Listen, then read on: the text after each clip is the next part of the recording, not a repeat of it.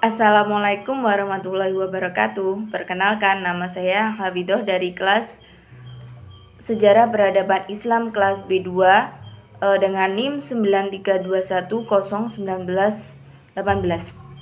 Oke, pada kesempatan kali ini saya akan mengangkat judul dengan tema Sejarah Pemikiran dan Peradaban Islam pada masa Dinasti Abbasiyah, yakni Khalifah Harun ar-Rasyid dan Al-Ma'mun. Untuk selanjutnya, marilah kita simak video penjelasan berikut ini.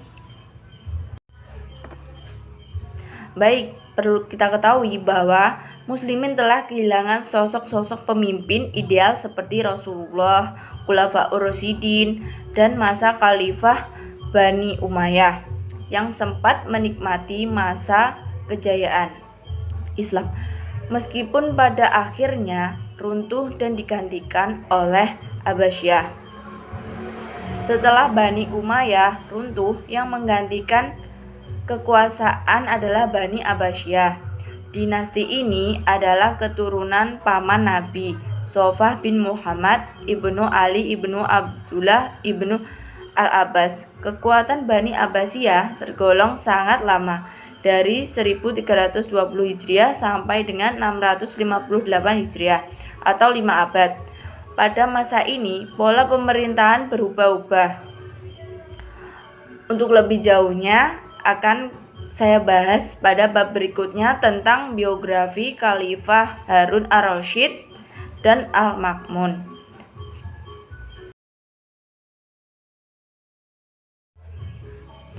Baik, selanjutnya adalah biografi Harun ar-Rasyid. Harun ibnu Muhammad atau lebih dikenal dengan Harun ar-Rasyid merupakan khalifah kelima dari pemerintahan Bani Abbasiyah yang menggantikan saudaranya, yakni Al-Hadi pada tahun 1700 Hijriah dalam usia 25 tahun. Khalifah pertama Bani Abbasiyah adalah Abdullah ibnu Muhammad atau Abdul Abbas as-Sofah. Yang kedua adalah Abu Ja'far Abdullah bin Muhammad atau Abu Ja'far al-Mansur. Yang ketiga adalah Muhammad ibnu Abi Mansur atau Khalifah Muhammad al-Mahdi. Yang keempat Musa ibnu Muhammad atau Khalifah Musa yang memerintah selama 23 tahun.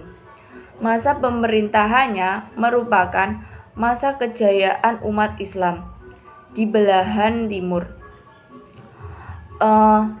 Harun ar-Rasyid adalah putra termuda dari Al-Mahdi bin Abu Ja'far al-Mansur dan tuan putri Keizuran permaisuri Khalif Al-Mahdi yang berasal dari bekas sahaya di Yaman. Dia adalah keturunan Arab dari ayah dan Iran dari ibunya. Baik, selanjutnya adalah peristiwa penting yang dialami oleh Harun ar-Rasyid. Antara lain yang pertama adalah peristiwa mata air Zubaidah. Zubaidah adalah permaisuri atau istri pertama Harun ar-Rasyid. Yang kelak dari Zubaidah ini akan lahir calon khalifah Bani Abbasiyah yang bernama Muhammad, yang telah diberi gelar Khalif al-Amin. Permaisuri Zubaidah mempunyai gagasan untuk membangun saluran air untuk kota suci Mekah yang sebelumnya berupa telaga-telaga air tawar dan kolam-kolam air yang dibuat oleh mertuanya Al-Mahdi. Yang kedua adalah peristiwa pemberontakan. Meskipun Harun ar-Rasyid terkenal dengan kebijaksanaannya dan kedermawanannya, namun kerusuhan di dalam maupun di luar istana tetap mewarnai pemerintahannya. Di antaranya adalah pemberontakan dari keluarga Alawi atau keturunan sahabat Ali, yakni yang dipimpin oleh Yahya ibnu Abdillah ibnu Al-Hasan di dataran tinggi Dailam, yakni wilayah Jailan di sebelah utara Kaswin. Ya, yang selanjutnya adalah pembunuhan keluarga Barmak. Keluarga Barmak berasal dari Persia, dan Khalid al-Barmaki yang sudah lama bekerja sama pada Al-Harun ar-Rasyid akhirnya dibunuh karena Khalifah Harun menyatakan bahwa saudara perempuannya itu menikah dengan Perdana Menteri Ja'far secara diam-diam, telah melahirkan seorang anak laki-laki yang dikhawatirkan suatu saat akan menjadi pesaing politiknya. Keluarga Barmak yang sudah bekerja sama dengan Harun ar-Rasyid akhirnya dibunuh.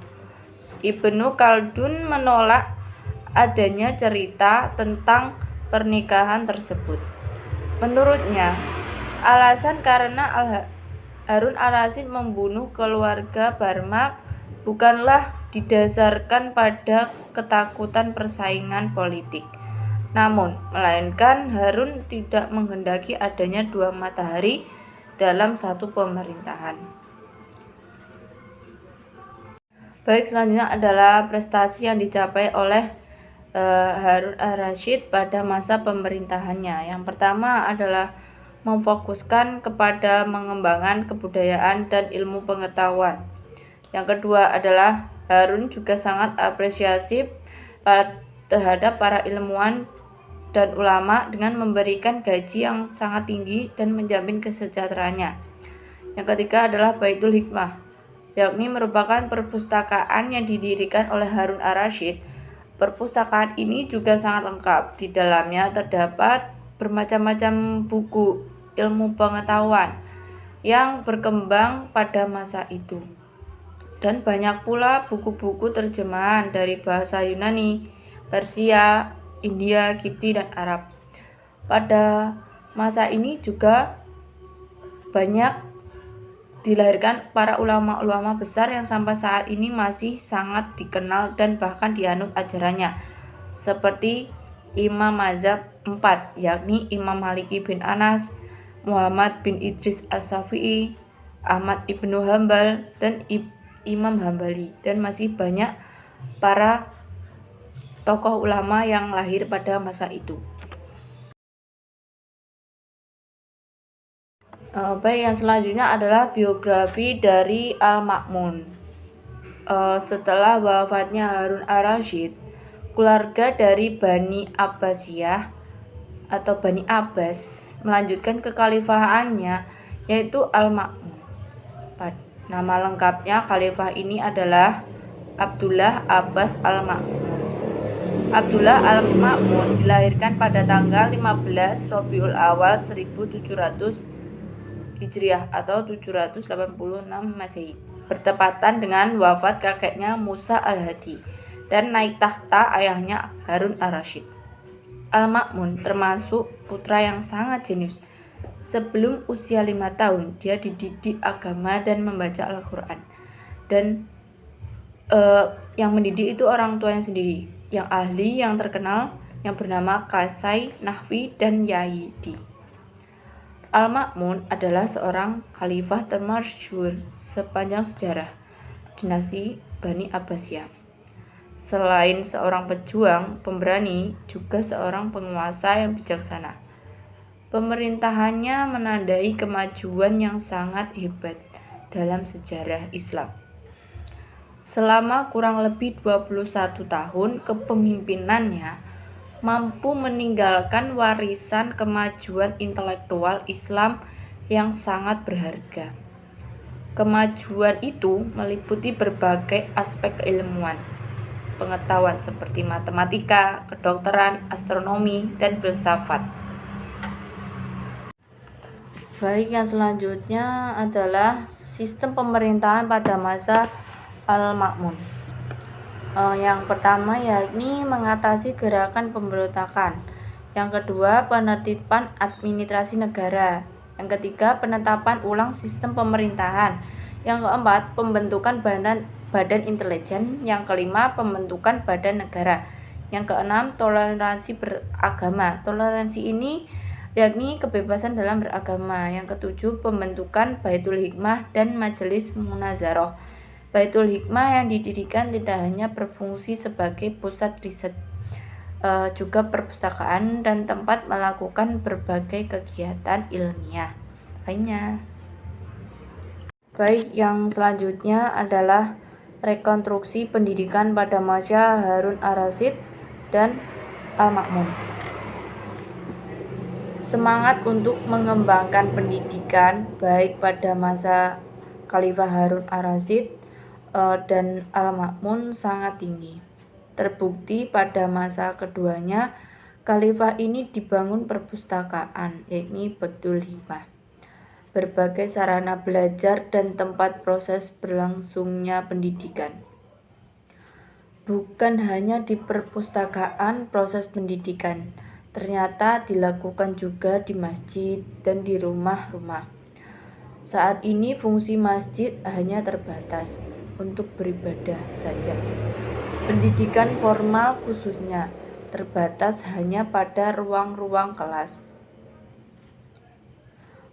Implikasi dari kecintaan kepemimpinan terhadap ilmu pengetahuan ternyata membawa Islam jauh lebih maju dibanding negara lain. Keseimbangan sosok pemimpin yang tidak hanya pandai dalam ilmu agama, tetapi juga sifat terbuka terhadap ilmu-ilmu yang diperoleh dari Barat, yakni seperti pendidikan eksklusif dan inklusif yang diterapkan pada pemerintahan Al-Ma'mun. Bahkan pada pemerintahannya, toleransi beragama juga sudah direalisasikan dengan baik. Maka dari itu yang perlu dicontoh dari kedua sosok kepemimpinan ini adalah sifatnya yang bijaksana dan terbuka terhadap ilmu pengetahuan.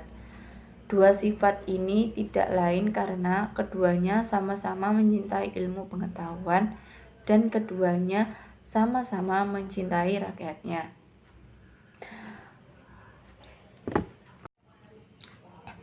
Baik, mungkin hanya itu yang dapat saya sampaikan dari sejarah pemikiran dan peradaban Islam pada dinasti Abbasiyah, Khalifah Harun al-Rasyid dan Al-Ma'mun. Bila ada kurang lebihnya mohon dimaafkan sebesar-besarnya. Akhirul kalam, wassalamualaikum warahmatullahi wabarakatuh.